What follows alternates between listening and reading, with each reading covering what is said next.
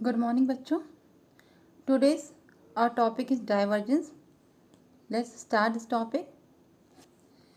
सबसे पहले हमें ये देखना है कि डाइवर्जेंस होता क्या है। जैसा नाम है डाइवर्जेंस, नाम से ही लग रहा है डाइवर्ट होना। यहाँ पे आपको ये टॉपिक दिख रहा होगा, मैंने लिखा हुआ है divergence of a vector field. तो दिमाग में ये आता है कि डाइवर्जेंस ऑफ वेक्टर फील्ड क्यों लिखा है, क्या स्केलर का हम डाइवर्जेंस नहीं निकाल सकते हैं, है ना। तो इसके मैं समझाने के पहले मैं आपको ये बताना चाहूँगी डाइवर्जेंस होता क्या है। ठीक है, जैसे इसका नाम है डाइवर्जेंस। डाइवर्जेंस का मतलब ये है बच्चों कि जब कोई आपको फील्ड गिवन है, वेक्टर फील्ड क्या होता है, सबसे पहले तो हमें ये पता होना कि वेक्टर क्या होता है। वेक्टर वो होता है जिसके पास मैग्नीट्यूड और डायरेक्शन दोनों होते हैं, वो कहलाता है आपका वेक्टर फील्ड, राइट। अब आता है कि डाइवर्जेंस, नाम से ही लग रहा है डाइवर्जेंस का मतलब क्या होता है, जब कोई चीज़ डाइवर्ट होकर एक फील्ड से दूसरे फील्ड में जा रही होती है तो उसको डाइवर्जेंस कहा जाता है, right.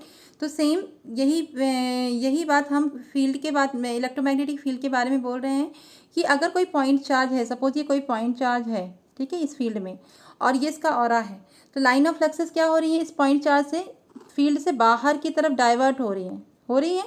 This is called as positive divergence. क्यों? क्योंकि लाइन ऑफ फ्लक्सेस क्या हो रही है, पॉइंट चार्ज से उसके फील्ड से बाहर की तरफ डाइवर्ट हो रही है, तो this is called as positive divergence.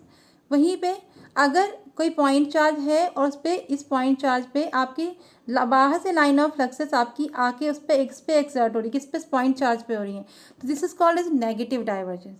समझ में आया आपको?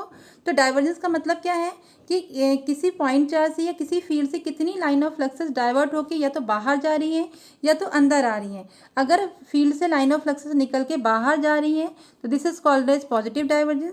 अगर लाइन ऑफ फ्लक्सेस आपकी बाहर की जगह क्या हो रहा है, इस पॉइंट चार्ज पे बाहर से अंदर की तरफ आ रही है, this is called as negative divergence.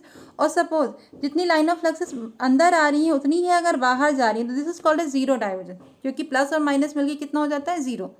इसका एग्जांपल ये सबसे अच्छा मैग्नेट है। मैग्नेट में क्या होता है आपको पता है, लाइन ऑफ फ्लक्सेस ऐसे क्लोज्ड कर्व के फॉर्म में होती है, तो जितनी लाइन ऑफ फ्लक्सेस बाहर निकल रही होती हैं उतनी ही लाइन ऑफ फ्लक्सेस अंदर जा रही होती हैं। इसलिए इसमें जो आपका डाइवर्जेंस होता है मैग्नेट में कैसा होता है, जीरो डाइवर्जेंस होता है। ठीक है, तो ये मैंने आपको डाइवर्जेंस की डेफिनेशन बताई। और डाइवर्जेंस बताता क्या है, किसी वेक्टर फील्ड से कितना अमाउंट ऑफ फ्लक्स डाइवर्ट होकर बाहर जा रहा है या कितना अमाउंट ऑफ फ्लक्स डाइवर्ट होकर अंदर आ रहा है, वो अमाउंट बताता है डाइवर्जेंस। इसलिए जब भी हम किसी वेक्टर फील्ड का डाइवर्जेंस निकालते हैं तो निकालने के बाद वो हमेशा स्केलर फंक्शन हो जाता है।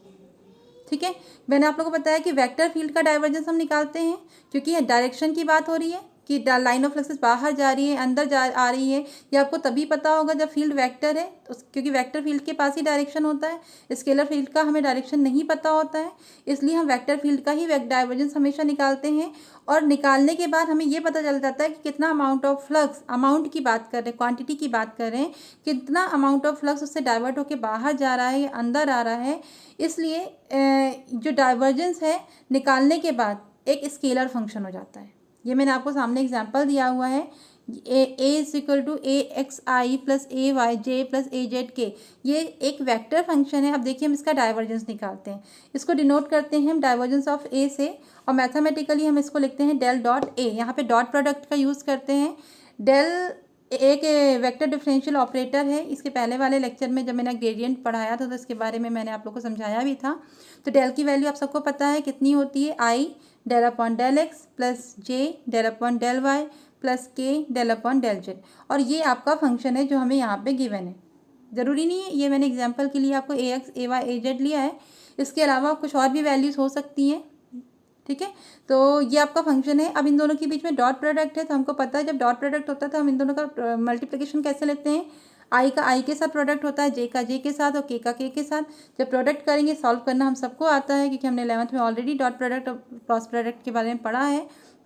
तो हमारे पास क्या आ गया solution, del A X upon del X plus del A Y upon del Y plus del A Z upon del Z. ठीक है, इसको सॉल्व करके हमारा आंसर आ जाएगा। अब देखिए यहाँ पे आपको आई जे के कहीं भी दिखाई नहीं दे रहे, मतलब ये जो सोल्यूशन है ये कैसा फंक्शन है आपका, स्केलर फंक्शन है। और स्केलर फंक्शन क्यों है, क्योंकि ये हमें ये बता रहा है कितना अमाउंट ऑफ फ्लक्स फील्ड से डाइवर्ट होकर बाहर जा रहा है या अंदर आ रहा है। चूँकि अमाउंट क्वान्टिटी की बात कर रहा है इसलिए ये कैसा है, स्केलर फंक्शन है। इसलिए डाइवर्जेंस हमेशा वेक्टर फील्ड का निकालते हैं और निकालने के बाद वो हमेशा स्केलर हो जाता है। ठीक है, ये मैंने आपको एग्जाम्पल यहाँ पे दिया हुआ है कि सपोज आपका फील्ड, ये आपका फील्ड गिवन है, ये वेक्टर फील्ड है। अब आप इसका डाइवर्जेंस ऑफ ए निकालोगे तो क्या करोगे, डेल डॉट ए लोगे नोटेशन के फॉर्म में। ये डेल की वैल्यू है और ये आपने ए की वैल्यू यहाँ पे हमें क्या दी हुई है, ये वैल्यूज हम यहाँ पे इसकी जगह पुट करके इसको सॉल्व करते हैं तो फाइनली हमारा आंसर कितना आ रहा है, डाइवर्जेंस ऑफ ए। अगर आपको पॉइंट नहीं गिवन है तो आपका आंसर एक्स वाई जेड के फॉर्म में आएगा, पर ये भी आपका स्केलर फंक्शन है, आपको कहीं पे भी आई जे या के नहीं दिखाया दे रहा है। पर अगर आपको पॉइंट गिवन है, चूंकि हमें पॉइंट यहाँ पे दिए हुए हैं, कोऑर्डिनेट्स गिवन है, तो जब हम एक्स वाई जेड की वैल्यू पुट करते हैं तो हमारा जो अमाउंट आता है, हमारा जो आंसर आता है वो आता है 30। ये आपका डाइवर्जेंस बताता है वेक्टर फील्ड का, ये आपका स्केलर क्वांटिटी है। ठीक है, तो जिस तरह से मैंने आपको बताया कि आपको अच्छे से याद रहेगा कि डाइवर्जेंस हम किसका निकालते हैं, वेक्टर फील्ड का, और निकालने के बाद वो हमेशा एक स्केलर क्वांटिटी हो जाती है। जस्ट होप बच्चों आप लोग को अच्छे से डाइवर्जेंस क्लियर हो गया होगा, समझ में आया होगा। थैंक यू सो मच बच्चों।